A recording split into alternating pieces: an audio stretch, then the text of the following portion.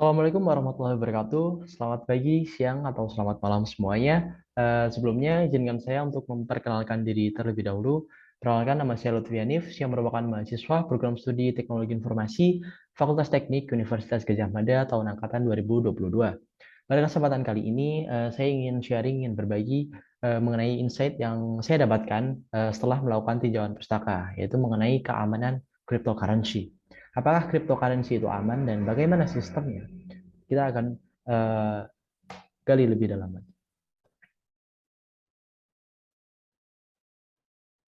Sebelumnya, apa sih cryptocurrency itu? Sederhananya, cryptocurrency ini merupakan suatu mata uang yang sifatnya digital dan dia tidak mempunyai bentuk fisik seperti mata uang konvensional lainnya. Tidak seperti mata uang rupiah atau dolar dan lain sebagainya. Namun, keberadaannya ini ada di dalam suatu database pada sistem blockchain. Kemudian kenapa dinamakan cryptocurrency? Karena setiap transaksi dengan mata uang ini, dikarenakan mata uang ini tidak mempunyai bentuk fisik, maka transaksi dengan mata uang ini diamankan dengan menggunakan metode kriptografi atau pengkodean ulang seperti itu. Bisa kita lihat grafik penggunaan kripto dari waktu ke waktu, terutama di Indonesia dari waktu ke waktu penggunaan mata uang kripto semakin bertambah dan mungkin sebagian besar orang menggunakan mata uang kripto ini untuk investasi. Em, Ditambah lagi influencer-influencer ternama di Indonesia juga saat ini banyak mengkampanyekan mengenai mata uang kripto ini.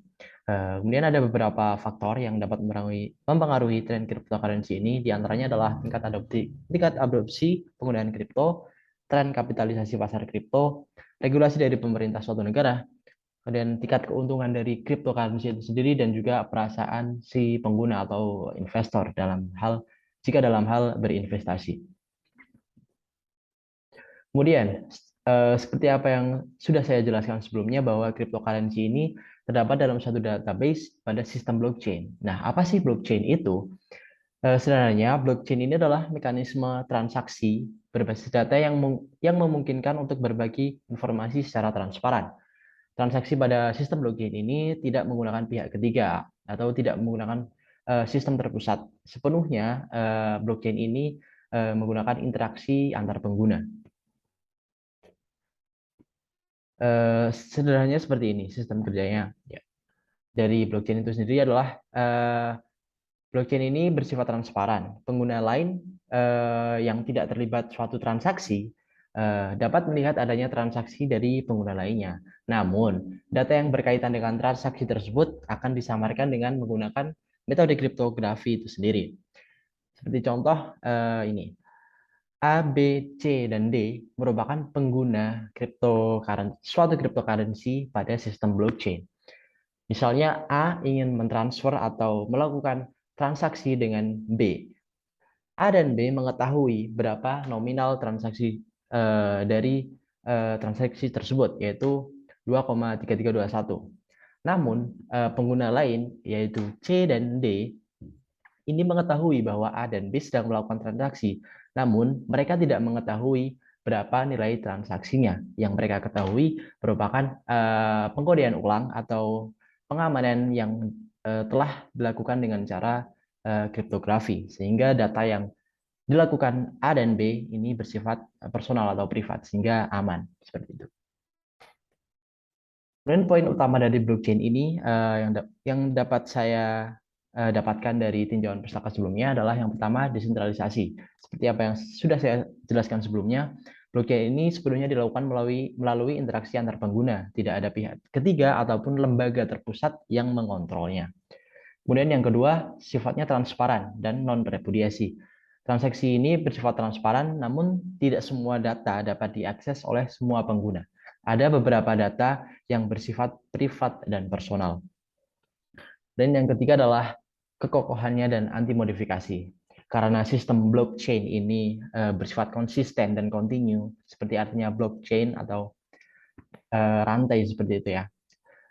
Maka sistem blockchain ini akan sulit untuk dimanipulasi atau diganti secara sepihak seperti itu. Kemudian yang keempat adalah poin anonimitasnya. Anonimitas pengguna dapat terjamin karena penggunaan metode kriptografi seperti yang sudah saya jelaskan pada sistem kerja blockchain sebelumnya. Dan juga perlu melakukan beberapa verifikasi personal untuk mengakses dompet digitalnya pada sistem blockchain ini. Kemudian yang dapat saya gali lebih dalam lagi adalah menganalisis kelemahan dari sistem blockchain pada cryptocurrency ini. Saya mengambil 3 poin utama dalam mencari kelemahan pada sistem blockchain pada cryptocurrency ini. Yang pertama adalah masih banyak terjadi kasus kebocoran data yang menyebabkan kerugian yang cukup besar. Seperti yang kita tahu, kurs dari mata uang kripto ini ke US dollar atau ke rupiah ini masih sangatlah besar, masih sangat tinggi. Makanya banyak orang ingin berinvestasi ke cryptocurrency ini. Namun masih banyak kebocoran data yang menyebabkan kerugian yang cukup besar.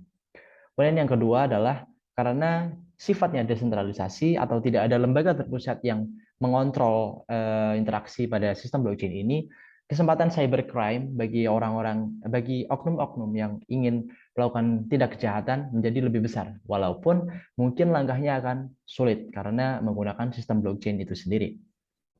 Kemudian yang ketiga adalah satu kesalahan dimungkinkan dapat menimbulkan efek domino bagi pengguna lain. Karena kan sistem blockchain ini bersifat konsisten dan kontinu. Maka dari itu dapat dimungkinkan satu kesalahan akan bisa memicu kerugian-kerugian pada pengguna lain. Seperti itu. Ya, mungkin itu saja yang dapat saya sampaikan pada kesempatan kali ini.